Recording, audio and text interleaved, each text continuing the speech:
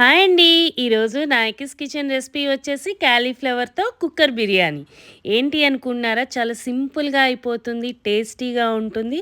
మీకు ఈజీగా లంచ్ బాక్సెస్‌కి పెట్టుకోవచ్చు. హస్బెండ్‌కి ఆఫీస్ బాక్స్‌కి పెట్టుకోవచ్చు. అలాగే ఓపిక లేనప్పుడు వన్ పాట్ మీల్‌గా వచ్చేస్తుంది. స్టమక్ ఫిల్లింగ్‌గా ఉంటుంది. డెలీషియస్‌గా ఉంటుంది. ఒక్కసారి ఈ క్యాలీఫ్లవర్ బిర్యానీ ఎలా చేయాలి అనేది చూసేద్దామా మరి? ఆలస్యం చేయకుండా వచ్చేసేయండి.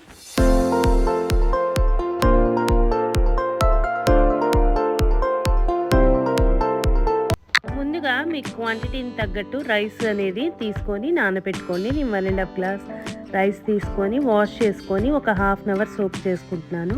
తర్వాత ఫ్రెష్ క్యాలీఫ్లవర్ తీసుకోండి. దాని లీవ్స్ అన్నీ తీసేసి మనకి ఫ్లోరెట్స్ లాగా అంటే ముక్కలు ముక్కలుగా కట్ చేసుకొని నేనైతే హాట్ వాటర్లో వేసేసుకొని ఒక 10 to 15 మినిట్స్ పక్కన పెట్టేసుకున్నాను. సాల్ట్ అండ్ టర్మరిక్ వేసుకొని ఒక్కసారి గట్టెతో అలా కలిపేసేసుకొని మూత పెట్టి పక్కన పెట్టేసుకున్నాను. ఈ లోపల మనం చాపింగ్ అయ్యే లోపల రైస్ నానిపోతుంది, అలాగే ముక్కలు కూడా సాఫ్ట్ అవుతాయి. సో ఈలోపు నేను ఒక ఆనియన్ తీసుకొని స్లైసెస్గా కట్ చేసుకొని పక్కన పెట్టుకున్నాను. తర్వాత 3 నుంచి 4 పచ్చిమిర్చి మీరు తినే కారాన్ని బట్టి తీసుకోండి. పచ్చిమిర్చి కూడా మొత్తంగా కట్ చేయకుండా హాఫ్గా ఘాట్లు పెట్టుకొని పక్కన పెట్టుకున్నాను. తర్వాత ఒకలో పెద్ద టమాటా తీసుకొని స్లైసెస్గా కట్ చేసేసుకున్నాను. మీకు కావాలంటే ఆనియన్ టమాటా ఇవి ప్యూరీగా చేసుకొనన్నా వాడుకోవచ్చు, లేదంటే పీసెస్గా అన్నా వాడుకోవచ్చు. అవి కటింగ్ పార్ట్ అయిపోయిన తర్వాత కుక్కర్ పెట్టుకొని అందులోకి తగినంత నూనె అలాగే నెయ్యి కూడా వేసుకొని హోల్ గరం మసాలా దినుసులన్నీ వేసుకొని కొద్దిగా వేగాక పచ్చిమిర్చి అలాగే టొమాటో అలాగే ఆనియన్స్ ఇవన్నీ వేసి కొద్దిగా వేగనివ్వాలి.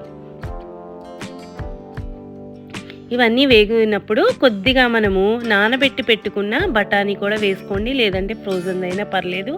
తర్వాత కొద్దిగా పుదీనా అలాగే అల్లం వెల్లుల్లి పేస్టు అలాగే మీ రుచికి సరిపడిన ఉప్పు వేసుకొని ఒక్కసారి కలుపుకోండి. అవి కలుపుకున్న తర్వాత మనం నానబెట్టుకున్నాం కదా వేడి నీళ్ళల్లో ఆ కాలీఫ్లవర్ ముక్కలు కూడా వేసి ఒక్కసారి కింద నుంచి పైదాకా ముక్కలు అనేది విరగకుండా మనం చక్కగా తిప్పుకోండి. తిప్పి కొద్దిగా వేగిన తర్వాత కారము అలాగే గరం మసాలా తర్వాత పెరుగు, నేను కొద్దిగా జీడిపప్పులు స్టార్టింగ్లో మర్చిపోయానండి, అందుకని తర్వాత వేస్తున్నాను. జీడిపప్పు ఇవన్నీ వేసి తర్వాత మన బిర్యానీ మసాలా కూడా వేసి ఒకసారి ఆ కర్డ్ అనేది వెంటనే వేసిన తర్వాత కలుపుకుంటూ ఉండాలండి, లేదంటే గడ్డలు కడుతుంది. సో కొద్దిగా అవి మెల్ట్ అయ్యేదాకా కర్డ్ మెల్ట్ అయ్యేదాకా కొద్దిగా కలుపుకున్న తర్వాత అలాగే కొత్తిమీర కూడా వేసుకోవాలి. కొత్తిమీర వేసుకున్న తర్వాత మనం నానబెట్టుకున్న బియ్యం ఉంది కదా, ఆ బియ్యం కూడా వేసుకొని కింద నుంచి పైదాకా కాలీఫ్లవర్ ముక్కలు బియ్యం రెండు బ్రేక్ అవ్వకుండా చక్కగా స్లోగా కలుపుకున్న తర్వాత మూత పెట్టి ఒక 3 to 4 మినిట్స్ వదిలేసేయండి. అవి వేగిన తర్వాత నేను 3 గ్లాసెస్ ఆఫ్ వాటర్ తీసుకున్నాను. 1 ½ గ్లాస్ రైస్ కాబట్టి 3 గ్లాసెస్ ఆఫ్ వాటర్ పోసుకొని మూత పెట్టేసుకున్నాను.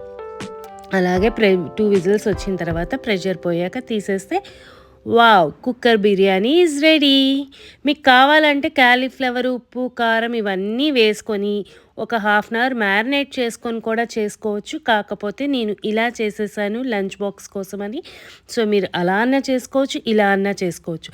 సో వేడిగా రైతాతో ఇంకా సర్వ్ చేసేసుకోవడమే. నచ్చిందా? తప్పకుండా లైక్ చేయండి, అలాగే షేర్ చేయండి. ఫస్ట్ టైం చూస్తుంటే సబ్స్క్రైబ్ చేసుకొని బెల్ ఐకాన్ క్లిక్ చేయండి. మరిన్ని రెసిపీస్ కోసం వెయిట్ చేస్తూ ఉండండి. అంతవరకు థ్యాంక్ యూ.